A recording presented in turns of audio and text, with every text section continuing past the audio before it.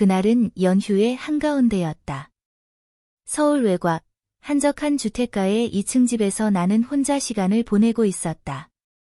부모님은 전주에 있는 친척 댁으로 여행을 떠나셨고 나는 핑계를 대며 집에 남았다. 요즘 너무 바빠서 집에서 좀 쉬고 싶어요. 아무도 없는 집은 이상할 만큼 조용했다. 머리 위에 천장이 숨을 쉬듯 고요했고 커튼 틈으로 들어오는 가을 햇살이 방안을 은은하게 덮었다. 나는 하얀 면 원피스를 입고 있었는데 길이가 무릎 위로 살짝 올라오고 허리 부분이 리본처럼 묶여 바람이 스치면 살짝 풀릴 것 같은 디자인이었다. 발에는 아무것도 신지 않았다. 마루의 차가운 촉감이 발바닥에 느껴졌다. 그날 오전까지만 해도 하늘은 청명했고 바람은 따뜻했다. 하지만 오후로 접어들 무렵 갑자기 공기가 변했다. 멀리서 천둥 소리가 낮게 울렸고 창밖의 나뭇잎들이 바람에 뒤집히듯 흔들렸다. 순간 생각났다. 빨래. 베란다 난간에 걸어둔 옷들이 그대로 비에 맞게 생겼다. 나는 부랴부랴 계단을 내려가 슬리퍼도 신지 않은 채 베란다 문을 열었다. 첫 빗방울이 내 팔에 닿는 순간 옷감이 스르르 젖어드는 촉감이 전해졌다. 하얀 원피스가 금세 얇아져서 몸에 달라붙었고 바람이 불 때마다 차가운 물방울이 등줄기를 타고 흘렀다. 빨래 집게를 뽑아 옷을 챙기는 와중에 현관 쪽에서 발걸음 소리가 들렸다.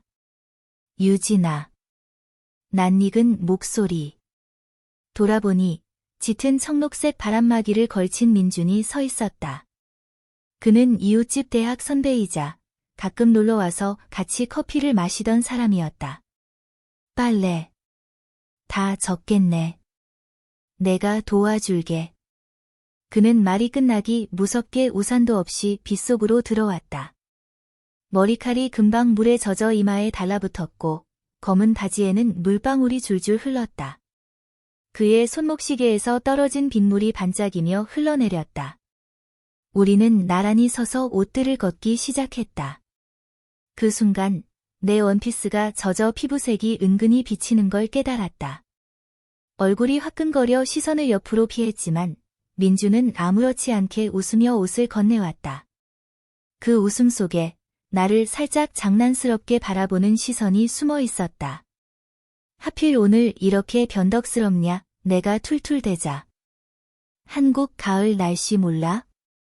하루에도 4번은 변해, 그는 장난스럽게 말했다. 빗속에서 함께 움직이면서 그의 어깨가 내 어깨에 스칠 때마다 이상하게 심장이 빨라졌다. 머리카락 끝에서 빗물이 떨어져 내 팔에 닿는 순간마다 전류 같은 감각이 스쳤다. 옷을 모두 걷고 집 안으로 들어오자 거실 공기는 빗소리와 달리 따뜻하고 포근했다. 우리는 젖은 옷들을 소파 등받이에 펼쳐놓았다. 민준이 내 머리카락 끝을 가볍게 잡아 물기를 털어주었다. 감기 걸리겠다. 그 말투는 부드러웠지만 손끝이 내 목덜미를 스칠 때 심장이 더 세게 뛰었다. 내 시선은 어느새 그의 손목으로 향했다. 물에 젖은 가죽 시계줄, 반짝이는 금속 버클, 그리고 길고 매끈한 손가락. 묘하게 시선을 끌어당기는 디테일. 나는 이유 없이 그 작은 장면에 오래 시선이 머물렀다. 그가 고개를 숙여 내 얼굴을 살피더니 낮은 목소리로 말했다. 유진아, 얼굴이 빨개졌네. 추워서 그런 거야? 아니. 목소리가 작아졌다. 그럼 왜? 나는 대답하지 않고 창밖으로 내리는 빗방울만 바라봤다. 하지만 그의 시선이 내 뺨, 목선, 젖은 옷 위를 천천히 스치는 걸 느낄 수 있었다. 그 순간 빗소리가 더 커졌다. 그리고 나도 모르게 숨이 깊어졌다. 빗소리가 창을 두드리는 사이 거실의 공기는 은근한 온기를 머금고 있었다. 민주는 젖은 점퍼를 벗어 등받이에 걸고 소매를 걷어 올렸다. 그의 손목에 감긴 가죽 시계와 얇은 은팔찌가 은빛으로 반짝였다. 나는 무의식적으로 그 장면을 오래 바라보다가 눈을 돌렸다. 유진아, 이렇게 서 있으면 더 추워. 방에 가서 뭐라도 걸쳐. 그는 진지하게 말했지만 그 시선에는 장난기가 섞여 있었다. 괜찮아. 금방 마를 거야. 안 돼. 그러다 감기 걸리면 내가 책임져야 하잖아. 그는 그대로 내 방 쪽으로 걸어갔다. 당황한 나는 뒤따라갔다. 그가 옷장을 열어내 파스텔 핑크 니트를 꺼냈다. 이거 입어. 내가 입으면 예쁠 것 같아. 그 순간 내 뒤끝이 달아올랐다. 니트를 받아들었지만 젖은 원피스를 갈아입는 건 그 앞에서 쉽지 않았다. 잠깐만. 나는 등을 돌렸지만 민주는 한 발짝도 움직이지 않았다. 내가 안 볼게. 그 말이 이상하게 더 의식되게 만들었다. 나는 원피스를 조심스럽게 벗어 옆에 걸고 니트를 입었다. 촉촉하게 젖은 속살 위로 니트가 닿자 부드러운 감촉이 온몸을 감싸며 한층 따뜻해졌다. 하지만 뒤에서 느껴지는 그의 시선은 여전히 사라지지 않았다. 잘 어울린다. 그의 목소리는 낮고 차분했지만 어딘가 깊이 스며드는 울림이 있었다. 나는 괜히 머리카락을 귀 뒤로 넘기며 대답했다. 그렇게 말하면 좀 부끄러워. 그가 한 걸음 다가왔다. 손끝이 내 머리칼 끝을 잡아 살짝 들어 올리고 물기를 털어내는 듯한 동작을 했다. 내 머리, 비에 젖으니까 더 향이 진하다. 그의 말에 숨이 멎을 뻔했다. 빗물과 샴푸 향, 그리고 내 피부 온도가 어쩐지 이 공간을 더 좁게 만들었다. 민주는 책상 위에 놓인 작은 병을 집어들었다. 라벤더 오일이었다. 내가 말렸던 것보다 이렇게 하는 게 더 좋아. 그는 손바닥에 한 방울 떨어뜨린 뒤 양손으로 비비고 내 목덜미와 어깨 쪽으로 천천히 문질렀다. 따뜻한 손과 은은한 향이 섞여 전율이 등줄기를 타고 올라왔다. 나는 반쯤 눈을 감고 있었다. 그의 손길은 결코 노골적이지 않았지만 그 속에 담긴 집중과 섬세함이 나를 무장해제시켰다. 이러면 감기 안 걸려. 그가 미소를 지으며 말했다. 나는 그 미소를 보지 않으려 고개를 숙였지만 심장이 여전히 빠르게 뛰었다. 그때 거실에서 똑 하는 소리가 났다.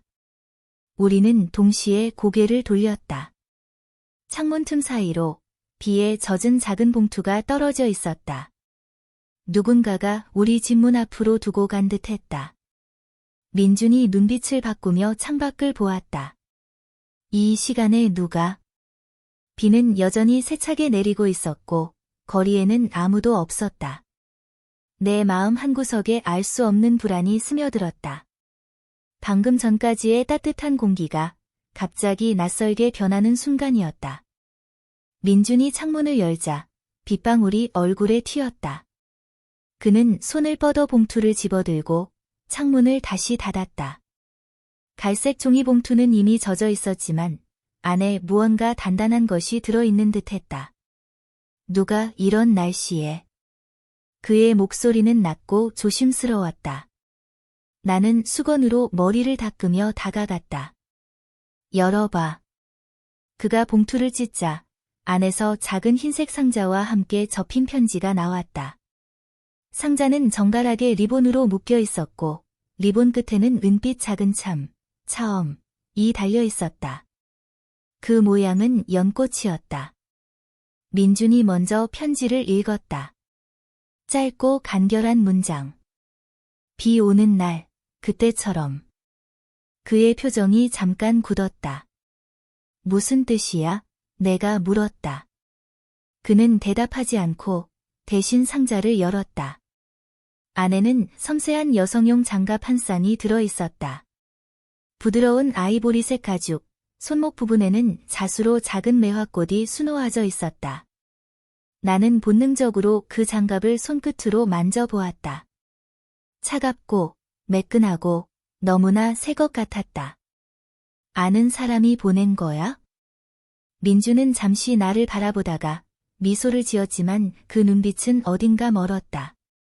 예전에 중요한 날에 비슷한 걸 받은 적 있어? 그의 목소리에는 설명할 수 없는 복잡한 감정이 묻어 있었다. 잠시 침묵이 흘렀다. 밖에서는 여전히 비가 세차게 내리고 있었고 우리 사이엔 묘한 긴장이 감돌았다. 그는 장갑을 내 손에 직접 끼워 주었다. 가죽이 피부에 밀착되자 이상하게 심장이 빠르게 뛰었다. 이거 내 손에 맞네. 그의 손가락이 내 손등을 천천히 쓸어내렸다. 그 단순한 동작이 이상하게 깊이 스며들었다. 민준아. 그가 고개를 들었다. 응. 왜 나한테 이런 걸 끼워주는 거야? 그는 가볍게 웃었다. 내가 지금 제일 잘 어울리는 사람이니까. 말이 끝나기도 전에 그는 한 걸음 가까이 다가왔다. 우리는 거의 닿을 듯한 거리였다. 그의 시선은 내 눈에서 천천히 입술로, 그리고 다시 눈으로 돌아왔다. 내 숨소리가 점점 빨라졌다. 손에는 아직 그 장갑이 끼워져 있었고 가죽이 민준의 손길을 더욱 강하게 각인시켰다. 그때 갑자기 현관문 초인종이 울렸다. 우리는 동시에 놀라서 서로를 바라보았다. 밖에서는 여전히 폭우가 쏟아지고 있었다. 민준이 낮게 말했다. 이 시간에 또 누구지? 초인종 소리가 다시 울렸다. 이번엔 조금 더 길고 재촉하는 듯한 울림이었다. 민준은 창밖을 흘끗 보더니 현관으로 천천히 걸어갔다. 나는 아직도 손에 장갑을 낀 채 그 뒤를 따라갔다.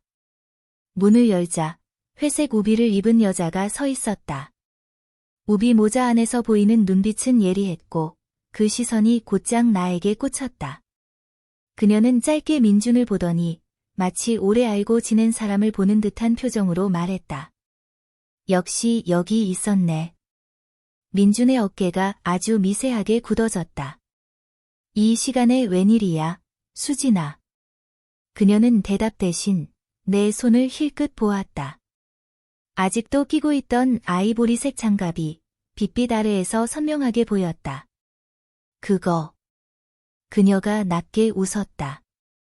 그 장갑, 내 거 아니잖아. 그건. 수진아, 지금은. 민준이 말을 끊었지만 그녀의 시선은 이미 나를 스쳐 지나갔다. 나는 무슨 상황인지 알 수 없었지만 왠지 가슴이 답답해졌다. 비에 젖은 그녀의 우비 끝에서 물방울이 뚝뚝 떨어져 현관 바닥에 작은 웅덩이를 만들었다. 잠깐 얘기할 수 있을까? 수진이 민준에게 말했다. 그의 표정은 복잡했지만 결국 고개를 끄덕였다. 유진아, 잠깐만 기다려 줄래? 나는 고개를 끄덕였지만 손끝이 떨렸다. 그들이 현관 밖으로 나간 순간 빗소리만이 집 안을 메웠다. 나는 거실로 돌아와 소파에 앉았다. 장갑을 벗어보려 했지만 이상하게 잘 빠지지 않았다. 가죽이 내 체온에 맞춰 부드럽게 달라붙어 있었다. 창문 밖으로는 민준과 수진이 빗속에서 얘기하는 모습이 보였다. 그의 표정은 심각했고 그녀는 손짓을 섞어가며 무언가를 강하게 말하고 있었다. 가끔 그녀의 시선이 집 쪽으로 향할 때마다 내 심장은 이유 없이 더 빨리 뛰었다. 몇 분 뒤 민준이 혼자 들어왔다. 그의 머리와 어깨는 빗물에 흠뻑 젖어 있었고 눈빛은 어딘가 결심이 서 있는 듯 보였다. 유진아. 그가 낮게 내 이름을 불렀다. 나는 말없이 그를 바라봤다. 그는 내 앞에 와서 무릎을 꿇듯 앉았다. 그 장갑. 그냥 장난 같은 게 아니야? 너한테 주고 싶었던 건 아니었어. 그 말에 가슴이 철렁 내려앉았다. 하지만 그는 내 손을 부드럽게 감싸며 덧붙였다. 그렇지만 지금은 내가 가지고 있었으면 좋겠어. 그의 손이 장갑 위로 얹어졌고 그 따뜻함이 그대로 전해졌다. 시선이 마주친 순간 빗소리마저 멀어지는 것 같았다. 그는 아주 천천히 내 손등의 입술을 가까이 가져갔다. 그때 휴대전화가 울렸다. 민주는 한숨을 쉬며 주머니에서 전화를 꺼냈다. 화면에 뜬 발신자는 수진. 민주는 휴대전화를 잠시 바라보다가 결국 전화를 받았다. 그래, 수진아. 그의 목소리는 낮았지만 나에겐 한 글자 한 글자가 너무 또렷하게 들렸다. 나는 소파 끝에 앉아 장갑 낀 손을 무릎 위에 올려두었다. 가죽의 부드러움이 이제는 위로가 아니라 묘한 압박처럼 느껴졌다. 그의 대화는 길지 않았다. 아니, 지금은 안 돼. 알았어. 그럼 내일. 전화를 끄는 그는 한동안 아무 말도 하지 않았다. 빗소리가 창문을 때리며 방 안의 침묵을 더 깊게 만들었다. 말해줄 수 있어? 내 목소리는 생각보다 차분했지만 심장은 가볍게 떨리고 있었다. 민주는 내 앞에 서서 한 손으로 머리카락을 쓸어 올렸다. 수지는 나한테 중요한 사람이었어. 그는 잠시 눈을 감았다가 나를 바라봤다. 이 장갑은 예전에 내가 그녀에게 선물했던 거야. 근데 오늘 이 집 앞에 다시 놓여 있었어. 나는 숨을 삼켰다. 그럼 왜 나한테? 유진아, 그건 내가 지금 내 옆에 있기 때문이야. 그리고 솔직히 말하면 난 내 손에 이게 더 어울린다고 생각해. 그의 시선은 진지했지만 어딘가 절박함이 섞여 있었다. 나는 고개를 숙였지만 그의 손이 내 턱을 살짝 들어 올렸다. 지금 내가 뭘 생각하는지 알아? 하지만 나는 그 순간 창문 너머로 불빛이 번쩍였다. 자동차 헤드라이트가 집 앞 골목을 스쳤다. 차가 멈추자 우산도 없이 내리는 사람의 실루엣이 보였다. 여성의 모습. 현관문을 두드리는 소리가 거칠게 울렸다. 민준아. 문 열어. 그 목소리는 분명 수진이었다. 이번에는 초인종이 아니라 마치 문을 깨뜨릴 듯한 두드림이었다. 민준이 순간 나를 돌아봤다. 그 눈빛 속에는 수많은 감정이 뒤섞여 있었다. 미안함, 갈등, 그리고 무언가를 지키려는 결심. 유진아, 제발 여기서 나가지 마. 그가 현관 쪽으로 걸어가자 나는 본능적으로 따라가려 했다. 하지만 발목 근처까지 내려오는 장갑 끝이 빛을 받아 번뜩였고 그 순간 이상하게도 몸이 멈췄다. 문이 열리자 수진의 젖은 머리카락과 날 선 표정이 드러났다. 우린 얘기 끝내야 해, 지금 당장. 그녀의 시선이 곧장 나를 향했다. 그리고 그 장갑 돌려받아야겠어. 민준이 그녀와 나 사이에 섰다. 안 돼. 그 한마디에 거실의 공기는 완전히 달라졌다. 바깥의 폭우, 안쪽의 침묵, 그리고 우리 셋 사이에 흐르는 설명할 수 없는 긴장. 그때 수진이 미소를 지었다. 그럼 내가 모르는 얘기를 해줘야겠네. 유진 씨, 그 장갑은? 그 말이 끝나기도 전에 천둥이 집을 울렸다. 모든 것이 잠시 멈춘 듯한 그 순간 나는 알았다. 이건 단순한 과거 이야기가 아니었다. 그리고 내 손에 낀 이 장갑이 그 열쇠였다.